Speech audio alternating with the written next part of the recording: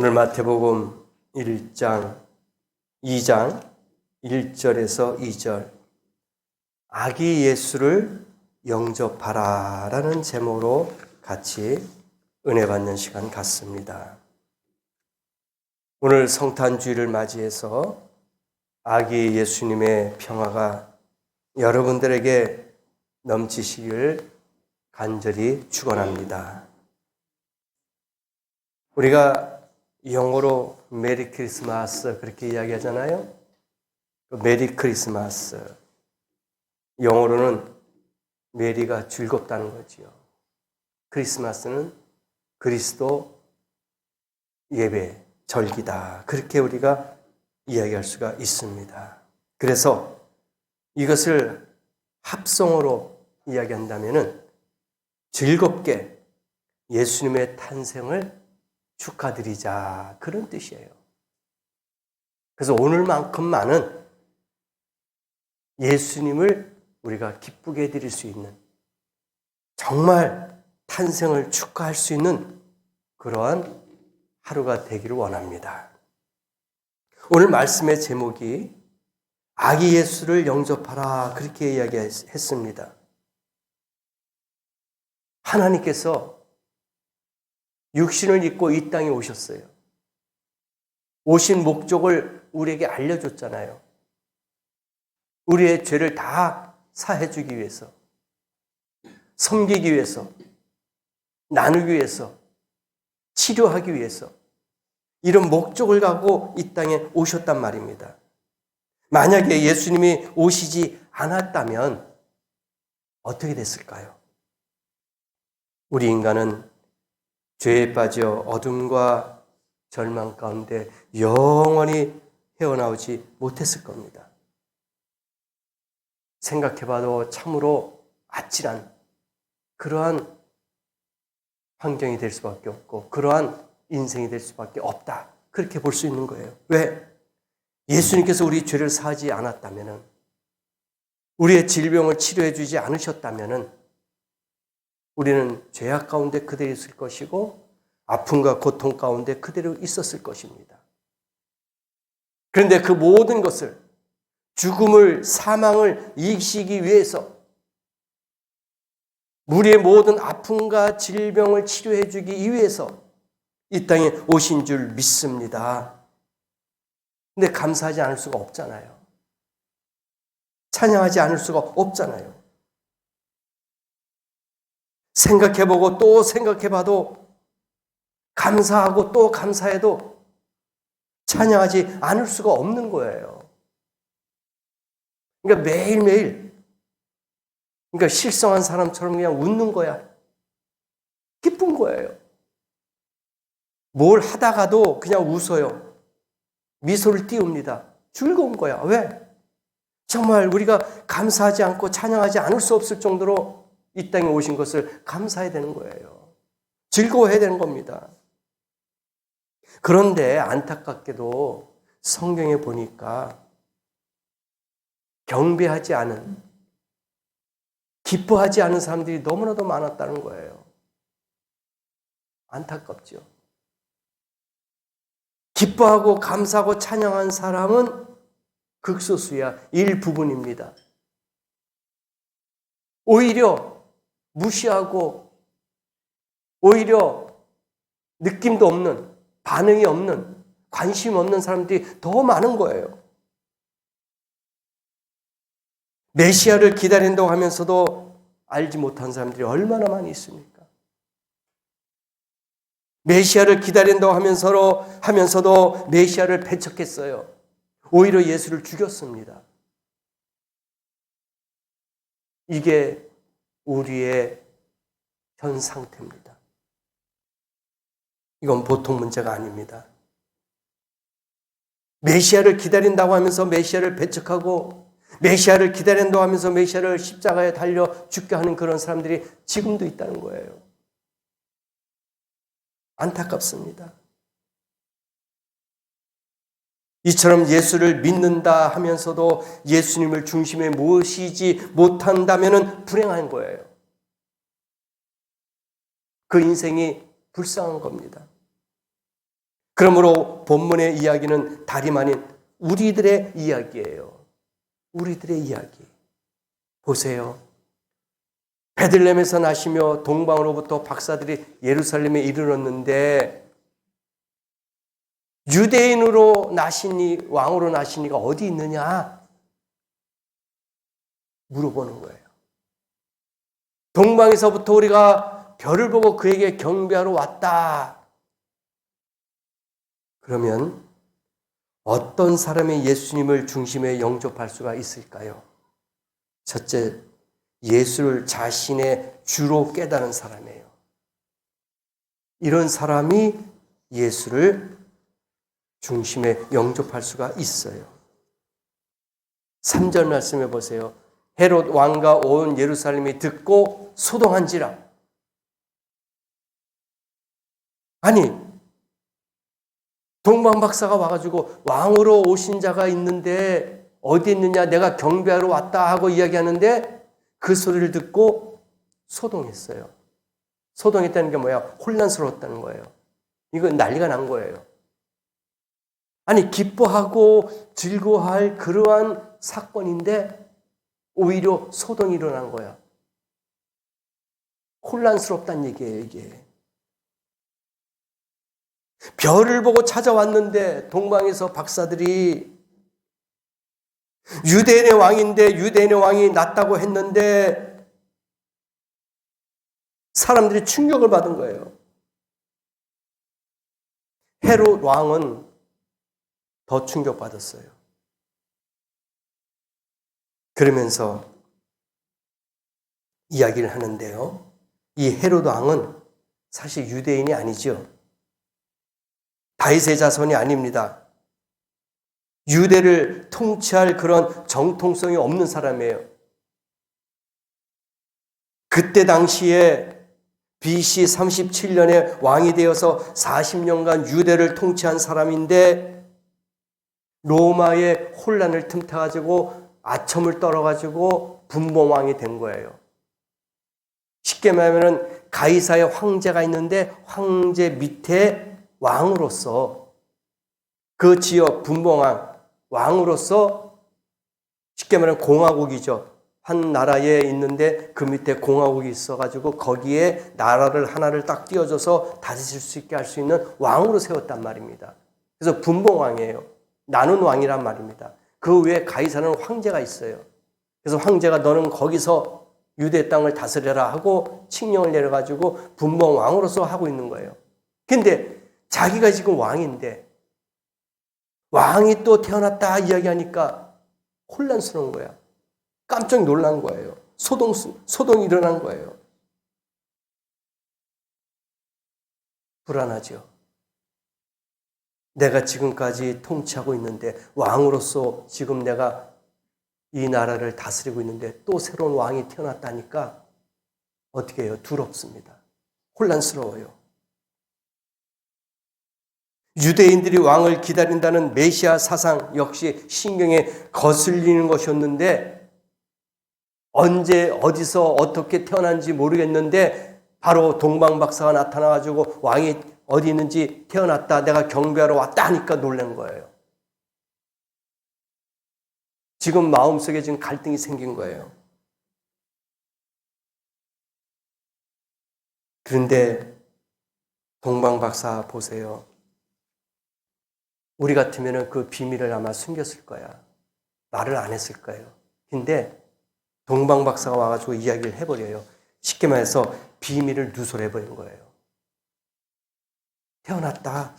우리가 경배하러 왔다. 그렇게 이야기한 거예요. 우리가 조심히 조용히 가서 경배를 해야 되는데 그걸 다 이야기해버렸어요. 그러니까 이 헤롯 왕이 어떻게 했어요? 다 죽여라. 불안한 거야. 그래서 2살 밑으로 지금서부터 2살 밑으로 그러니까 지금 태어났는지 1년 전에 태어났는지 모르니까 그냥 2살 밑으로는 다 죽여라. 명령을 내려 했어요. 왜? 자기의 자리가 불안한 거예요. 자기의 왕이라는 그 위치가 불안한 겁니다. 그래서 남자 사내 아이를 다 죽일 수밖에 없었어요. 그런 명을 내렸습니다. 여러분, 예수님을 주로 부르면서도 나의 왕, 나의 주로 인정하지 못하고 내가 왕이 되어 있다면 주님을 영접할 수가 없다는 거예요. 내 자리를 비워야지만이 모실 수가 있는데 내가 가지고 있는 것이 많기 때문에 내 위치가 있기 때문에 내 권력이 있기 때문에 내놓지 못하는 거예요. 헤롯이 바로 우리의 완악한 마음이 아닐까. 나의 주, 나의 하나님, 메시아라고 인정하면서도 받아들이지 못하는 것. 주의 이름을 부르면서도 내 입으로는 늘 부르짖지만 내 마음으로는 받아들이지 않는 그런 헤롯 같은 사람들이 얼마나 많이 있습니까? 헤롯이 뭐라고 그랬어요? 나에게 알려달라. 내가 가서 경배할 것이다. 나도 가서 예배 드릴 것이다. 나도 가서 축하해 줄 것이니까 이야기 좀 해달라. 근데 그게 진정한 마음이 아니었어요. 찾아가서 죽이겠다는 거야. 동방박사들한테 그래요. 너희들이 가서 어디에 있는지 나에게 알려달라. 그러면 내가 가서 경배할 것이다. 하는데 그 마음은, 속셈은 다른 흑심을 품고 있었던 거예요. 죽이고자 하는 살인적인 마음을 갖고 있어요. 바로 이러한 마음이 오늘날 이 시대에 우리들의 마음이 아닐까. 예수를 섬기겠다, 경배하겠다 하면서도 때로는 예수를 십자가에 다시 못 박는 그런 일들을 우리가 하고 있지 않을까. 정말 안타까워요. 입으로 시인한 겁니다. 마음으로는 행하지 않아요. 이게 헤롯의 마음이에요. 우리의 마음이 아니겠습니까? 오늘 이 시간에 우리는 예수를 나의 주로 인정하십시다. 왕으로 모십시다. 헤롯 같은 마음을 다 버려야 돼요. 주님을 위해서 뭐든지 다 드려야 되지 않겠습니까? 나의 완악한 마음 하나님 오늘 이 아침에 싹 깨끗하게 해 주시옵소서 하는 그러한 마음이 우리에게 있어야 될 줄 믿습니다. 또 한 가지 우리가 아기 예수를 영접하려면은 행함이 있는 믿음의 사람이 영접하는 거예요. 행함이 있는 믿음의 사람. 4절과 6절을 한번 보세요. 왕이 모든 대제사장과 백성의 서기관들을 모아 그리스도가 어디서 나겠느냐 물어봤어요. 이르되 유대 베들레헴에 오니 이는 선지자로 이렇게 기록됐다. 그러니까 이 대제사장하고요 서기관들이 헤롯 왕에게 쉽게 말하면 고자질하는 거야. 비밀을 누설시켜버려요. 6절에 뭐라고 나옵니까? 왜 헤롯 왕은 몰라요. 그러나 대제사장과 서기관들은 말씀을 연구하는 사람들이기 때문에 학자이기 때문에 어디서 태어난 것을 알고 있어요. 그러면서 이해가는 거예요. 유대 땅 베들레헴아 너는 유대 고을 중에서 가장 작지 아니하도다. 내게서 한 다스리는 자가 나와서 내 백성 이스라엘의 목자가 되리라. 그러니까 대제사장하고 서기관이 헤롯 왕에게 전부 다 쉽게 말해서 까발리는 거야. 아, 베들레헴에서 아기 예수가 탄생할 겁니다. 그분이 유대의 왕으로 오실 것입니다. 하니까 이 헤롯 왕이 더 마음이 그냥 화가 나는 거야. 그래? 이게 역사적으로 나와 있잖아요. 이게 예언이 되어 있어요. 하나님의 섭리입니다. 그래서 헤롯이 가만히 박사들을 불러서 이야기하는 거예요. 별이 나타난 때를 자세히 물어요. 그러면서 2살 아이로는 다 죽이는 거야. 이게 우리의 마음이 아닐까요? 다 고해버려요. 다 알려버려요. 안타깝죠. 한심스럽지요.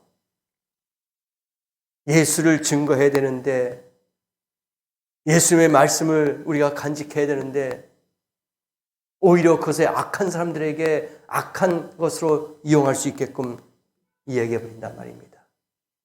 대제사장과 서기관들은 예수님이 이 땅에 오신 걸 관심이 없어요. 왕으로 메시아로 오심을 관심이 없어요. 왜? 자기네들이 잘 먹고 잘 살고 자기의 위치, 권세가 있기 때문에 아기 예수 탄생하고는 관심이 없어요. 오히려 불편한 거야. 왜? 너무 편하니까. 그 자리가 대제사장과 서기관들은 존경의 자리 아닙니까? 대접받는 자리 아닙니까? 그러니까 아기 예수가 탄생하는 것은 관심이 없는 거예요. 있는 그대로가 좋아요. 잘 먹고 잘 사는데 아쉬울 게 뭐 있냐 이겁니다. 그러면서 그냥 예수가 태어날 것이다. 유대 베들레헴의 작은 골에서 태어날 것이다. 그냥 다 떠벌리고 다니는 거예요.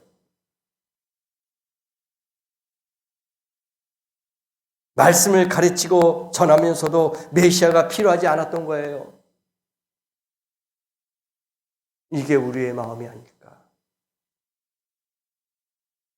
그들에게는 아멘 주 예수여 어서 오시옵소서 하는 마음이 없었어요.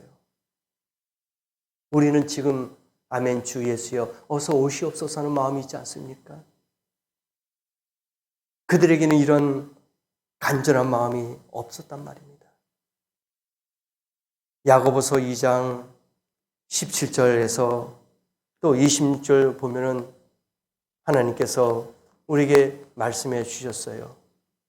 2장 17절 보니까 이와 같이 행함이 없는 믿음은 그 자체가 죽은 것이다.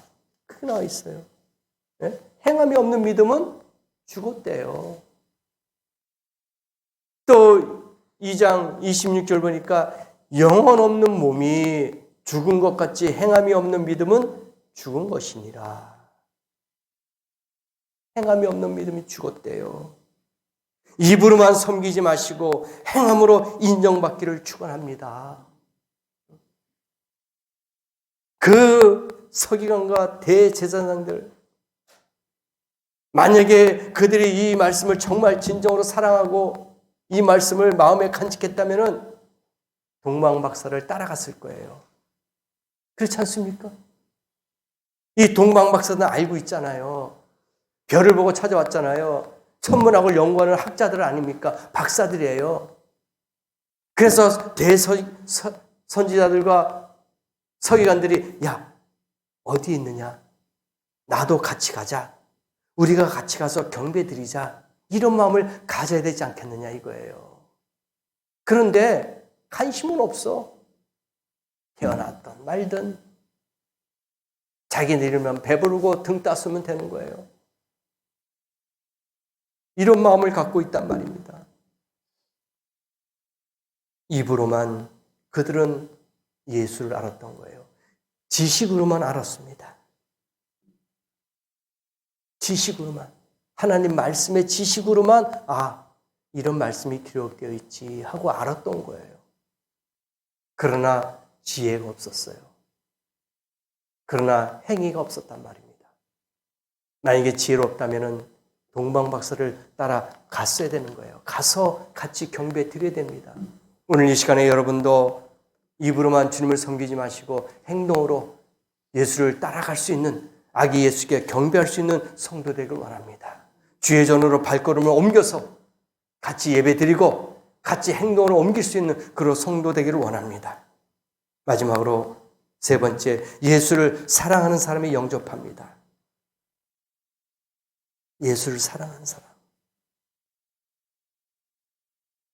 마태복음 2장 6절에서 7장 보니까요. 마리아가 배가 불렀어요. 산딸이에요. 10개월 됐어요. 다 됐어요. 그때 호구조사하기 때문에 가이사 황제가 호정령을 내렸어요. 다 와라. 고향에 가서 다 호적 신고를 다 해야 됩니다. 호정령을 내렸어요.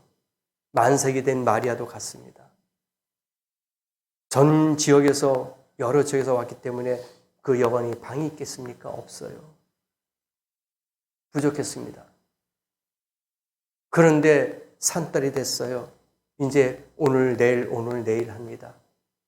방이 없으니까 그 지친 몸으로, 무거운 몸으로 정상적인 일반적인 사람들과 같이 걸음을 가졌겠습니까? 늦지요. 그러니 방이 있을 수가 없죠. 다 찼어요. 그래서 할 수 없이 마구간에도 들어갑니다. 가축들이 있는 그런 곳에 들어갔어요. 근데 가만히 보니까 참 이 여관 주인도 참 인색해. 정이 없는 것 같아. 우리 같으면은 배가 이렇게 만석이 돼 불렀어요. 방이 없으면은 자기가 쓰는 방이라도 한 켠에 좀 비워줘야 되지 않겠어요? 자기도 자식을 키워봤고 자기도 자식을 낳았다면은 그 만석이 된 배를 갖고 무거운 몸을 갖고 있는 사람을 그렇게 마곡간에 넣어야 되겠습니까? 인색한 거야. 참 정이 없어요. 이것 또한 우리들의 마음이 아닐까. 예수님이 지금 문 밖에서 기다리고 있는데 우리의 몸을 딱 문을 닫아버려요. 열어놔야 되는데 주님이 들어가야 되는데 딱 닫고 있어요. 무슨 기적이 나타나겠습니까? 무슨 역사가 나타나겠어요? 우리도 이 여관 주인처럼 세속적이고 육신적이고 물질적인 영업적이라면 오늘 아침에 다 변화가 되어야 될 줄 믿습니다. 바꿔야 돼요. 상업을 떠나서 물질을 떠나서 인간의 도리라는 게 있어요. 인간의 정의라는 게 있습니다. 우리는 이 마음에 오늘 너그럽고 부드러운 마음, 열린 마음을 가져야 될 줄 믿습니다. 힘들고 어렵고 배고프고 추운 사람들에게 우리가 따뜻한 물 한 컵이라도 드릴 수 있는 그런 너그러운 마음을 가져야 될 줄 믿습니다. 오늘 아침에 우리가 예수를 받아들일 수 있는, 영접할 수 있는 그런 마음이 열려야 될 줄을 믿습니다. 왜? 고린도전서 13장 1절에 보니까 사랑이 없으면은요, 우리가 아무리 방언한 말을 하고 천세 말을 할지라도 사랑이 없으면은 소리나는 구리와 울리는 꽹과리 같으대요. 사랑이 없어요. 말세에 사랑이 식어진다 그랬습니다. 형제 사랑하기를 식어진다 그랬어요. 오늘 이 시간에 소리나는 구리와 울리는 꽹과리가 되어서는 안 되겠습니다. 사람들에게 불편을 주면 안 돼요. 사람들에게 피해를 주면 안 됩니다. 사람들에게 아픔을 주면 안 돼요. 사랑이 있어야 돼요. 보살필 수 있는 너그러운 사람이 되어야 될 줄을 믿습니다. 정말 주님을 사랑한다면은 그 어떤 것도 방해 요소가 있으면 안 돼요. 주님을 사랑한다면은 모든 장애물이 거쳐져야 될 줄 믿습니다. 모든 방해, 모든 장애가 거쳐져야 돼요. 사랑하는 마음이 있어야 될 줄 믿습니다. 이 시간에도 예수님은 고요한 밤, 거룩한 밤으로 우리에게 조용히 다가오시는 줄 믿습니다. 시끄럽게 나팔을 불고 꽹과를 부르면서 이 땅에 오시지 않았잖아요.